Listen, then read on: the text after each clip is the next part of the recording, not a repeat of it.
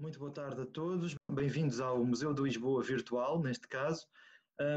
Nós estamos a dinamizar a nossa exposição, o Monumento a Dom Pedro IV, uma exposição temporária que irá até final de janeiro de 2021, num ano particularmente atípico, mas no ano em que se comemoram 200 anos sobre a Revolução Liberal de 1820 e 150 anos sobre a inauguração do monumento a Dom Pedro IV no Rossio. E hoje temos connosco a professora doutora Marta Frade, a quem muito agradeço a sua disponibilidade para estar aqui connosco, que é responsável por uma parte muito importante da nossa exposição, porque foi a professora Marta Frade, com a sua equipa, que restaurou as bases, a base do modelo em gesso, que esteve exposta em 1865 do projeto vencedor do monumento a Dom Pedro IV, do escultor Elia Robert e do arquiteto Gabriel Daviou. E, portanto, estamos de facto muito gratos por esta colaboração, não apenas pelo empréstimo e pelo restauro, pela intervenção que foi feita nesta base do monumento, mas também por podermos visualizar e podermos explorar um pouco essa verdadeira gruta de Alibaba, que é a coleção de gessos da Faculdade de Belas Artes da Universidade de Lisboa, que tem de facto tesouros inacreditáveis e onde nós recorremos sempre muito, porque de facto tem muitos materiais que se relacionam com a história de Lisboa e, portanto, também com a missão do próprio Museu de Lisboa. E foi este o desafio que nós lançámos à professora doutora Marta Frade, doutorada em Belas Artes, na especialidade de escultura, com uma tese sintomaticamente intitulada Conservação e Restauro de Esculturas em Gesso, Valorização, Metodologia e Ensino, uma tese defendida em 2018 e que aborda um pouco este mundo das coleções de gesso, da sua fragilidade, da sua invisibilidade, muitas vezes, nos grandes museus, mas essenciais para documentar não apenas a história da cidade e, sobretudo, o processo criativo dos autores e dos escultores que estiveram envolvidos nessas obras. E, portanto, esta conversa que nós hoje temos é uma oportunidade excelente para conhecer a preciosa coleção de gessos da Faculdade de Belas Artes da Universidade de Lisboa e, sobretudo, conhecer os imensos desafios que se colocam à sua preservação, ao restauro, à valorização e à própria divulgação destas peças. Estamos, de facto, muito gratos pela sua presença e passo-lhe a palavra, agradecendo mais uma vez. Obrigada, boa tarde. Eu quero também, em primeiro lugar, agradecer este convite. É sempre uma oportunidade para mostrar o nosso trabalho, um trabalho muito escondido, ao fim e ao cabo. Estamos numa reserva, mas gostamos de mostrar e é sempre importante para a nossa reserva e mesmo para a faculdade, cada vez que alguém nos pede uma obra emprestada, é a nossa oportunidade também de ficar a conhecer um pouco mais daquela obra. Eu vou começar a partilhar a minha apresentação.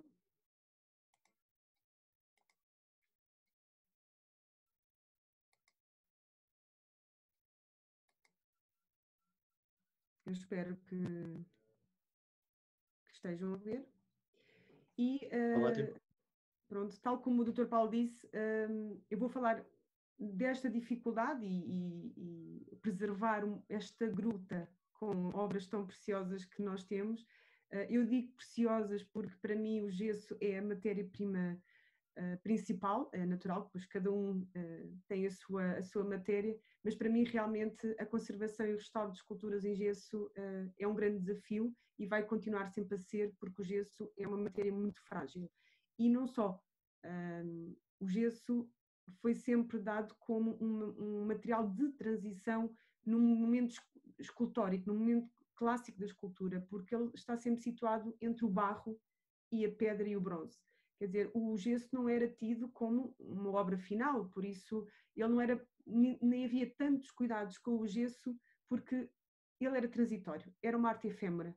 E aqui na reserva já não encaramos este material, o gesso, como uma arte efêmera, mas sim uma arte que transmite e ensina várias gerações. Ora bem, intitulada Conservação e Restauro na Reserva de Escultura da Faculdade de Belas Artes da Universidade de Lisboa. E isto é uma imagem que por acaso é da autoria da Gulbenkian, porque neste momento também temos algumas obras emprestadas para uma exposição, mas esta mostra a tal luta, como o Dr. Paulo referiu, e começo por dizer que nós temos mesmo que compreender muito bem esta reserva para a poder preservar. Como vê, parece um amontoado de esculturas, mas também posso dizer que aqui reside o espírito do lugar, o genius loci, porque eu por vezes penso, enquanto conservadora, restauradora, gostaria de ter esta reserva com as melhores condições, com os melhores armários, as melhores estantes, mas depois se calhar perdia um bocadinho aqui o espírito que nós vivemos e que eu consigo transmitir por esta fotografia. Mas também posso aproveitar, e eu ia fazer no final da comunicação, mas posso já dizer, esta reserva é uma reserva aberta a toda a gente. Todos que queiram visitar esta reserva, basta pedir, aliás, à semelhança do que aconteceu com esta parceria com o Museu da Cidade, haver um primeiro contacto, um pedido, eu quero visitar a reserva. Podem ser investigadores, como pode ser uma pessoa singular a querer conhecer esta reserva. E nós permitimos toda a gente entrar lá dentro. Claro que temos as nossas restrições, não pode haver um número avultado de visitantes, mas fazemos por fases, isso não há problema. Recebemos turmas, recebemos grupos de pessoas, por isso eu deixo este convite a toda a gente que queira visitar esta reserva lindíssima, parece com um ar um pouco desarrumada, mas depois de estarem lá dentro, eu sei que a primeira reação é uau! Pronto, e daí depois a história quando vocês estiverem comigo. Pronto, esta é realmente a primeira imagem da reserva e que representa sim a reserva, e depois fazer aqui só um apanhado muito breve, porque temos esculturas dentro de um período no espectro muito grande, quer dizer, temos a Vênus de Milo que toda a gente conhece, que eu acabei por não fazer uma legenda porque não vale a pena, temos o Gaudismo Moribundo, vamos avançando no tempo. Por isso temos as obras da atividade clássica, temos aqui o cenotáfio da estela funerária de Sousa Holstein. Nós dizemos o cenotáfio porque já é uma cópia e o cenotáfio, esta já é uma réplica que está no Museu dos Prazeres, por isso ela estava em muito mau estado, ela já não está assim. Eu queria mesmo chocar e mostrar que muitas vezes as peças estão em mau estado de conservação e nós vamos intervindo e vamos lhes dando saúde para elas conseguirem realmente viver e chegar a mais gerações. E além do Canova, temos também obras enviadas pelos escultores, por exemplo, aqui o Simões de Almeida Tio, que enquanto esteve em Roma, mandou obras enquanto pensionista. Era a prova que trabalhava e que aqui ele fez uma cópia. Isto não é uma réplica, é uma cópia, porque está assinado por ele, foi ele que fez. E aqui também há uma grande dúvida entre a cópia e a réplica. Temos outra obra enviada de Paris, neste caso agora de Paris, também feito enquanto pensionista, enquanto o escultor, o António Feliciano Castilho, esteve em Paris. Temos aqui esta obra, eu ainda não tenho a data bem presente, mas foi engraçado porque quando eu pesquisei Rafael Idésio Pimenta, ele era medalhista e percebe-se nesta escultura, foi a única escultura que ficou na reserva, tem um detalhe tão rigoroso que percebe-se que era um homem que realmente o trabalho dele era de muito pormenor. E aí foi engraçado, por isso é que eu digo que esta reserva tem tanta história ainda para conhecer e que nós ainda não conhecemos. E temos esta obra que foi feita por uma aluna, ainda teve em exposição, está nos boletins da Academia de 60 a 61, por isso vocês podem ver que nós temos aqui um largo espectro de obras que vai desde a Antiguidade Clássica ao Contemporâneo. E por fim temos as provas de agregação dos professores, temos várias obras de nus femininos e professores que ainda hoje estão lá connosco. Por isso é um orgulho poder até preservar estas esculturas quando o próprio artista ainda está connosco e está a transmitir aos nossos alunos. Estas são as primeiras fichas de inventário que encontrei na faculdade, ainda eram todas feitas à mão, muito sempre a apontar cada vez que se descobria um pormenor, e depois elas foram evoluindo já à máquina, neste caso já era aqui à máquina, e estas já são as fichas de inventário que existem, embora, como todos nós sabemos, as fichas de inventário são sempre... como é que é de explicar? Elas vão sempre crescendo de dia para dia, porque nós todos os dias descobrimos qualquer coisa. Uma curiosidade que também na altura eu descobri enquanto fazia o doutoramento, quando tirei a cabeça ao Apolo de Belvedere, isto dito desta maneira parece que é esquisito, mas eu tenho que lidar com estas esculturas assim, eu tenho que descobrir o que é que elas nos contam, e a transição da cabeça com o pescoço achámos a assinatura do formador.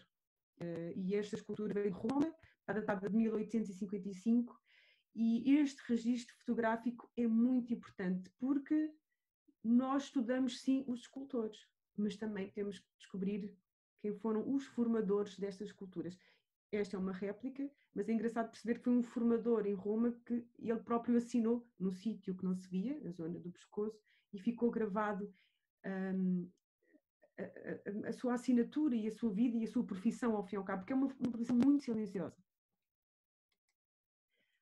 Além das assinaturas, vamos descobrir também em várias esculturas os selos.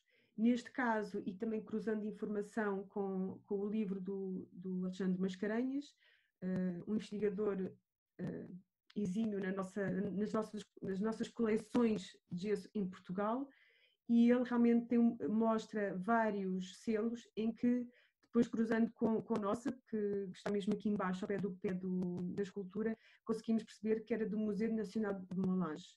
Como também temos outros selos que nos indicam que as obras vieram da École Nationale de Beaux-Arts, Paris. Além de terem os nossos selos, porque nós também temos a Academia de Belas Artes da Universidade de Lisboa, que também uns selos que identificam, porque nós fazíamos também troca de escultura. E depois temos, como eu costumo dizer, a livraria dos moldes, porque esta reserva não é só escultura, esta reserva tem uma história enorme para contar, e temos também a evolução dos moldes. Nós começamos, esta imagem são moldes de Tacelos, esta e esta. Temos muitos moldes, desde relevos até aos moldes inteiros do Laocoonte e da Vênus de Milo, e estes moldes depois foram evoluindo para moldes de gelatina, moldes de silicone, moldes já com contramolde de resina e fibra de vidro. Ora, isto é um local ideal para se explicar aos nossos alunos toda a evolução desta técnica da moldagem. Por isso, durante a visita, quando eu recebo na reserva, eu até eu abro um molde e mostro as pequenas peças que compõem um molde de Tacelos. É um pequeno puzzle, mas um quebra-cabeças total. E acho que isto é muito importante. Isto até era arte, fazer estes moldes. Também tivemos a oportunidade, durante o doutoramento, de fazer radiografias a 5 obras. Eu escolhi esta do Galês Moribundo porque pronto, os meus colegas sabem o cuidado que eu tenho que ter com as peças na faculdade, e um colega meu dizia-me: "Oh, Marta, tens que ver que o Gaulês, a cabeça mexe, tens que tirar antes que ela caia, pelo menos para preservar, e depois quando tu puderes fazes o restauro." Eu fui ver com o Gaulês e a cabeça realmente mexe, mas ela não me permitia retirar a cabeça do corpo. Até que depois, com a radiografia, nós conseguimos perceber, aqui na zona do pescoço, ele tem uma quantidade de arames de estrutura interna que não permite realmente a cabeça cair. E daí deve ter sido os próprios formadores, quando estão a fazer estas peças, eles sabem, devido à inclinação que a cabeça tem, possivelmente um toque era o suficiente para a cabeça cair. E daí reforçar a nível da estrutura interna os arames, e dali a cabeça não sai. Eu tentei, por isso descansei o meu colega e depois pude continuar com outras peças em pior estado. Um trabalho que nós também iniciámos logo em 2012 foi a higienização, acondicionamento e monitorização da reserva. Nós aqui não intervimos, aqui é a parte da conservação preventiva, nós não intervimos nas peças, mas sim no ambiente em si. Eu aqui tenho que referir que nós estamos dentro de um edifício histórico no convento de São Francisco da cidade e estou num sítio que é difícil, mas nós conseguimos manter todas as condições para estes dias. Aliás, os dias já viviam lá há muito tempo, por isso não é um local diferente, mas a manutenção é difícil de se fazer. E aqui começámos a limpar as estantes, aqui há sempre a oportunidade de formar as equipas de limpeza, convém sensibilizá-las para elas também aprenderem como se faz uma limpeza junto de obras de arte, é muito importante também. E aqui já na escada, isto foi em 2012 e já não está assim, mas só para vocês perceberem que realmente há um cuidado de formar pessoas, de sensibilizar para a limpeza. E também aqui podem ver, eu conto sempre que é a minha mais-valia, é com o meu pequeno exército, que vai crescendo todos os anos, são os alunos. E os alunos são realmente a minha equipa, a equipa que aprende a preservar este património, e acho que eles aprendem e ficam realmente gratos por poder participar nesta preservação desta coleção. É muito importante. Então eles acabam por me ajudar, são os meus braços direitos, muitas vezes é muita informação que esta reserva tem, às vezes eu estou no lado e delego funções aos alunos e eles ajudam e vão tomando atenção e são realmente os meus assistentes, como eu costumo dizer. Aqui já se pode ver alguma arrumação das estantes, a concentração dos pés todos juntos, porque os pés são muito requisitados para serem desenhados, por isso há necessidade também de concentrar e depois também houve a necessidade de colocar, isto é inicial, já não está assim, mas de colocar o inventário e de colocar quantas cópias aquela peça tem, porque é mais fácil quando há uma requisição de não mandar a peça que está inventariada, que tem o selo com o inventário, mas mandar se calhar uma segunda réplica ou uma terceira réplica, caso exista.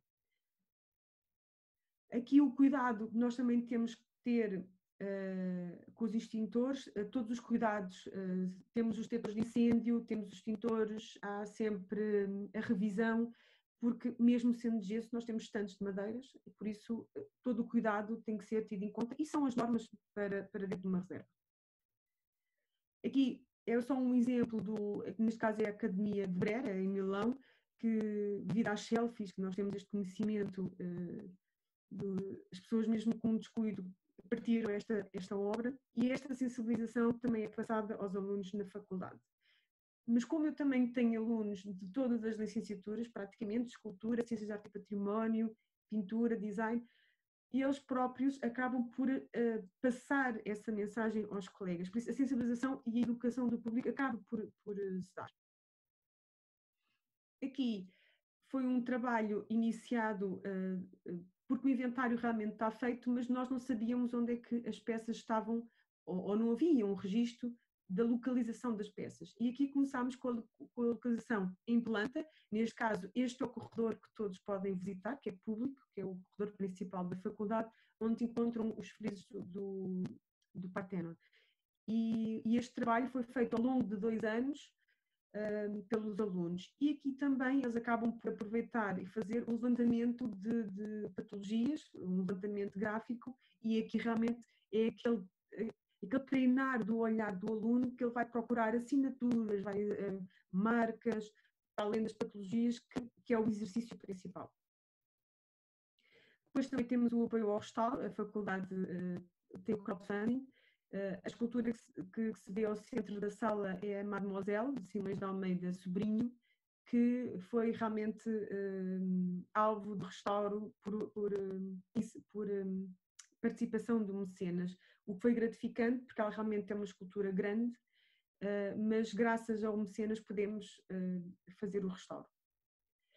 Aqui nos 180 anos, como eu referi há pouco, a estela do Sousa Holstein, da autoria do Canova, já não está como eu apresentei ainda há pouco. Eu fiz o restauro para o doutoramento e foi realmente gratificante poder devolver. Acho que vocês conseguem ver aqui um pouco o rosto da mulher já está completamente diferente.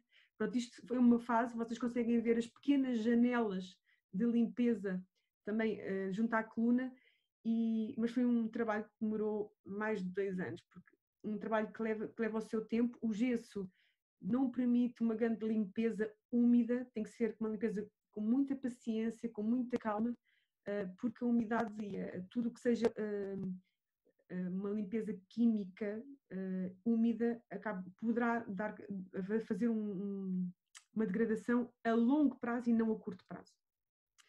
Também sensibilizamos os alunos de como é que não se pode fazer o transporte de obras de arte. Esta é uma fotografia que está na internet, eu fui buscá-la, e nós próprios também acabamos por, quando há o transporte de esculturas, neste caso para um empréstimo, para um museu, o acompanhamento também é feito.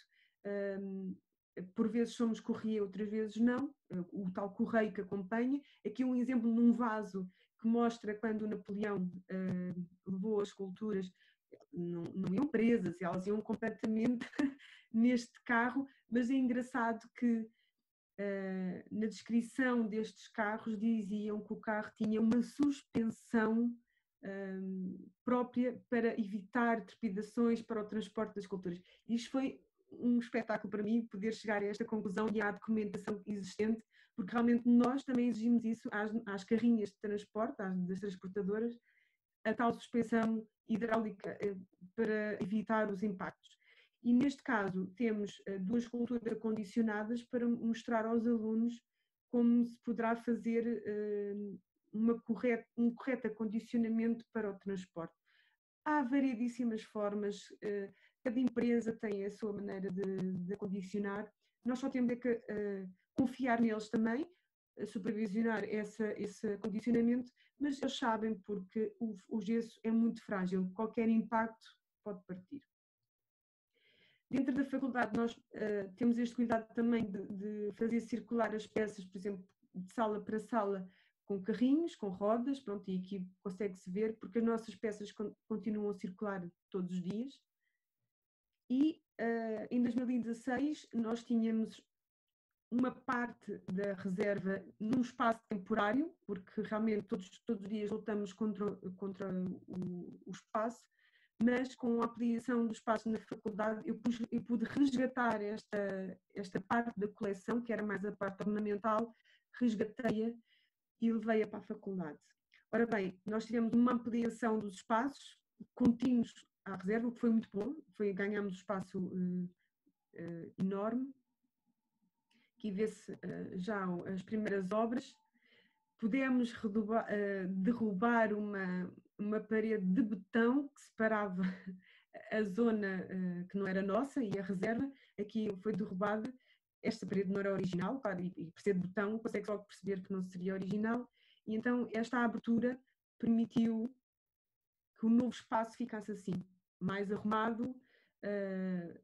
Posso dizer que foi uma semana de loucos, a chover, a transportar todas estas esculturas, sempre com medo que alguma obra se partisse, mas a empresa que participou connosco foi incrível e eu estou muito grata que as peças estão todas com muito boa saúde neste momento.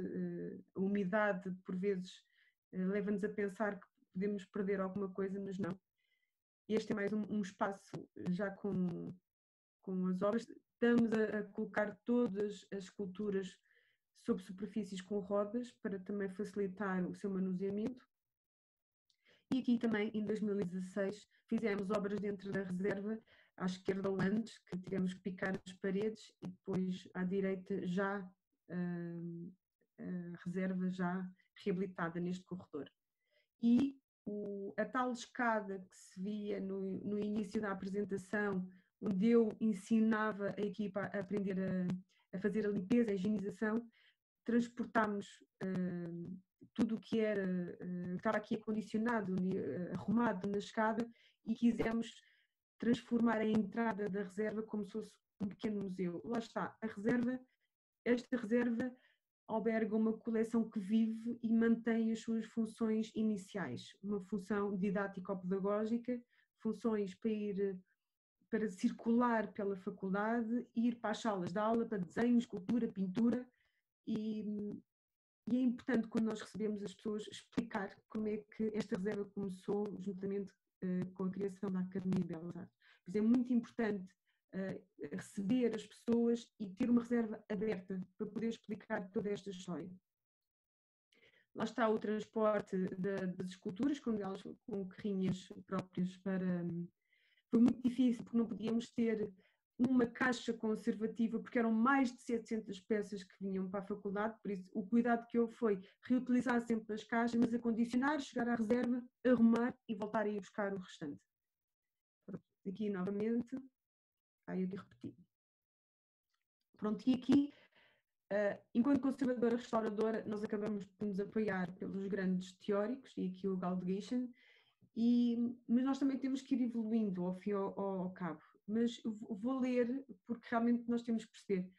Onde ontem um viu objetos, hoje outro deveria ver coleções. Porque, sim, esta reserva começou por objetos, por ferramentas de trabalho para as aulas. E agora nós já o vemos como coleções. Mas é uma coleção diferente. É uma coleção que continua com a sua função. Onde um viu salas, outro devia ver edifícios. E é verdade, nós estamos num edifício que é o Convento de São Francisco da Cidade, por isso nós temos que ver, mesmo, eu estou a referir esta frase mais ao meu caso prático, claro que ele aqui está a falar no património edificado, mas é exatamente, nós temos que entender os sítios onde nós temos as nossas coleções. Onde um viu uma pessoa, outro deveria ver equipas, e sem dúvida alguma. Onde um viu despesas de curto prazo, ou deveria investimento a longo prazo. Sim, porque para cuidar destas coleções não é fácil, e nós todos os dias lutamos contra as intempéries e as lutas que nós temos para manter esta coleção viva. Todos os dias trabalhamos nesta coleção. Onde um viu ações no dia-a-dia, outro dia ver programas e prioridades. E é isto, foi o que falei há pouco. Quando há realmente pedidos constantes à nossa coleção, nós vemos programas e prioridades e intervenções nesta coleção. E a conservação preventiva realmente significa um seguro de vida para esta coleção e para os museus. A nossa coleção, e deixem-me aqui citar aqui um pouco também o professor Fernando António, o presidente da faculdade, que ele diz que nós poderíamos ser um museu universitário, sem dúvida, mas um museu universitário com coleções a circular constantemente e com funções completamente das outras coleções dos outros museus. Esta coleção já deu a este projeto uma outra forma de ver, sentindo, lá está, as novas prioridades, os novos projetos. O facto de nós termos muitas réplicas da mesma peça levou-me a pensar que nós, sendo uma universidade, uma faculdade, usar esta coleção para chegar a muitas pessoas e a outros públicos. E neste caso eu cheguei aos cegos. Foi uma experiência fantástica, eu pude trazer crianças para a faculdade, eu criei uma exposição com legendas em braille, tive uma ajuda fantástica de uma colega que tem uma irmã que também é cega e realmente foi uma colaboração aqui fantástica para chegar a este público. E as crianças puderam tocar, ler, sentir. Eu acho que a palavra sentir é a palavra que descreve mais isto. E aprenderam realmente, eles viram a escultura com as suas próprias mãos. Eles sentiram, neste caso, a marca dos tacelos, as cicatrizes que uma escultura fica quando é removida do molde de tacelos. E eles perguntavam, mas o que é que a escultura tem? Eu posso aqui contar uma parte que uma aluna perguntou-me porquê é que ele está triste? Era um filho do Laocoonte. E eu pensei, mas como é que ela sabe que está triste? Eu assim, mas diz-me como é que tu sabes? E ela disse-me, dê-me a sua mão. E tocou na expressão que o filho está a fazer. Nós como é que se diz? Nós não olhamos, nós vemos, quer dizer, nós passamos a correr e não paramos para ver com olhos de ver, como costumamos dizer. E aprendi muito com estas crianças. E é esta oportunidade que a coleção dá a toda a gente. Aqui a aluna estava a aprender como é que a mão encaixa, como é que o escultor fazia estas ligações do encaixe, porque isto é um grupo escultórico, o Laocoonte, e neste caso é o braço e a mão de um dos filhos, e ela pôde aprender como tirar e colocar a mão. No fim, pronto, eu ofereci uma Vênus pequenininha a cada aluno, para eles poderem levar e eles próprios depois ensinarem os pais quem era a Vênus de Milo. E acho que isto foi um projeto fantástico de inclusão e de dizer que o museu é para todos. Esta foi a fotografia final, quando eles tocaram numa peça pequenina, porque a nossa Vênus é muito grande, eu não podia fazê-los tocar na Vênus que temos posta, porque é enorme, tinha que ser com escadote, então eu coloquei uma Vênus média para eles poderem tocar e para perceberem a escultura. E chegamos então a um ponto que eu queria realmente explicar, que era quando eu recebi o Dr. Paulo pela primeira vez, para verem o que é que nós tínhamos referente ao monumento de Dom Pedro IV, eu sabia que tínhamos a base e sabia que também tínhamos 4 esculturas, as 4 virtudes, mas nós não sabemos, não temos a história nas fichas de inventário. E quando mostrei que o estado não era o ideal, estava com uma deposição de sujidade muito grande, muitas fissuras, lacunas, falta de resistência estrutural. São algumas fotografias. Aqui o pormenor de cada virtude, com a parte que estava pior, por exemplo, na base estava partida, na de cima, e na virtude embaixo era a quantidade de pó que tinham. Aqui a segunda, a terceira e a quarta tinha também a base fragmentada. Pronto, e agora vou-vos mostrar um vídeo que mostra os alunos, lá está o meu pequeno exército, este pequeno exército todos os anos cresce, consoante as turmas, e que vão ajudando a preservar e a manter as obras em bom estado de conservação. Eu aqui posso dizer que eles estão a fazer uma consolidação por via de injeção. Nós estamos a injetar gesso cola, que é o que nós usamos, quer para colar, quer para consolidar estas pequenas juntas que estão a mostrar alguma fragilidade. Aqui podem ver que a base tinha uma parte lateral completamente destacada, ela estava solta, e eu só pensava, isto vai ser transportado, isto tem que ir com alguma resistência estrutural. E aqui já estamos a colar as 2 peças que estavam soltas, também com gesso cola. Aliás, nós em conservação e restauro temos que pensar sempre utilizar o material o mais próximo do original, por isso aqui não há resinas, não há colas, a não ser o gesso cola, e para dar realmente esta estabilidade. Neste vídeo não se consegue ver, mas também houve um reforço estrutural por dentro, porque a maquete assim o permite. Depois de fazermos a injeção e fazermos a consolidação, depois havia a necessidade de fazer o remate e o fecho de pequenas lacunas existentes ao longo da obra. Eu não sei se conseguem perceber que a maquete neste momento ainda não está completamente limpa, porque nós aproveitamos o facto porque o gesso, vocês estão a ver, fazer o restauro de gesso suja muito, e nós temos que conseguir conciliar bem as nossas ações. Nós vamos sujar, isto depois tem que ser sempre limpo, temos que tirar tudo o que é excesso de massas, e depois então aproveitamos para fazer a limpeza final da obra. Pronto, aqui mais uma vez numa parte que eu acho que esta parte não tem peça, não existe mesmo a figura na maquete, e eu sei que é precisamente o sítio onde está a etiqueta que mostra o inventário da maquete. Pronto, aqui lá está o remate constante. Os alunos, este vídeo pode, aos olhos de grandes especialistas, pode parecer um pouco tosco do trabalho deles, mas os alunos neste momento estão a aprender. É a primeira vez que eles estão a fazer este tipo de trabalho. Por isso, e posso dizer que a idade máxima destes alunos ronda entre os 19 e 20 anos.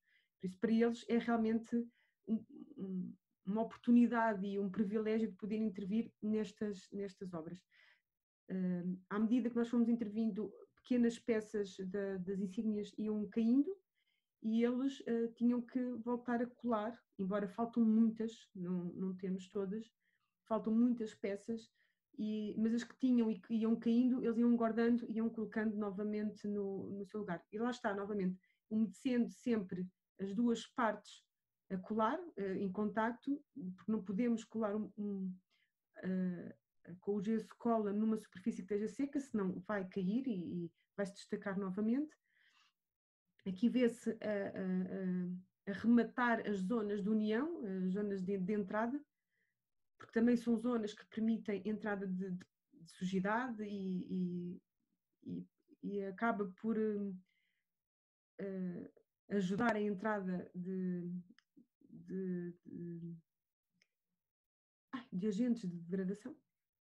Pronto, aqui pode-se ver, a maquete não é completa, pronto, quem realmente já visitou o museu, eu até acho que quando eu fui ao museu visitar, até achei que ela era muito mais bonita, está muito mais valorizada, digo eu, realmente é um orgulho nós vermos as nossas peças a contribuir para estas exposições. Pronto, aqui eles continuam, depois da colagem eles têm que ir com um pincel para tirar o tal excesso, para depois passarmos a outra limpeza, já de cotonete, que é a nossa marca do conservador restaurador, porque lá está, nota-se pelo vídeo, suja-se muito, este tipo de trabalho suja muito. E depois desta consolidação, há o entregar da peça final. Eu há pouco estava a referir, este vídeo foi feito no último dia de entrarmos todos em quarentena. Por isso, para mim, foi importante. A peça não está completamente acabada, ela está no museu, mas ela não está dita com o restauro finalizado, não está. Mas fiquei contente porque pelo menos ficou com a leitura, para poder a informação passar com toda a informação e que qualquer visitante que fosse ao museu pudesse ter essa leitura. E agradecer esta oportunidade uma vez mais para mostrar o trabalho que faço com os alunos nas Belas Artes, que é muito gratificante, e de saber também que estou a ajudar estas novas gerações a valorizar o nosso património e também contribuímos para a história do nosso património nacional e, neste caso, dar a conhecer também um pouco destas maquetes, destes estudos que antecederam a obra final que está no Recio. Muito obrigada. Obrigado, professora Marta Frade. Foi um privilégio podermos assistir a esta visita virtual ao muito trabalho que está a ser feito na Faculdade de Belas Artes e, sobretudo, na coleção de gessos. É de facto impressionante a quantidade de gessos, a diversidade e toda a história que se pode obter a partir desses materiais. Quero dar-lhe os parabéns pelo trabalho que foi feito na base do monumento, na maqueta, porque de facto quando nós a vimos até duvidámos se poderia vir para a própria exposição, porque ela de facto estava em muito mau estado, mas o vosso trabalho foi meritório, não restaurando demasiado, porque também penso que há aí também uma fronteira um bocadinho difícil de tentar perceber. Às vezes não se deve fazer demasiado sob ponto de vista, sob pena de subtrair a genuinidade à própria peça.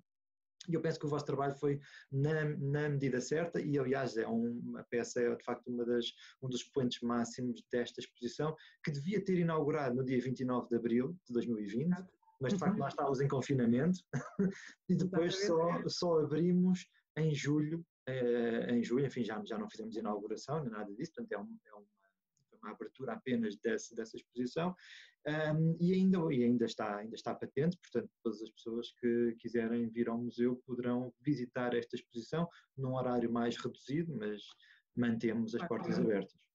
Portanto, muitos parabéns e obrigado uma vez mais. Obrigada eu por poder mostrar o trabalho.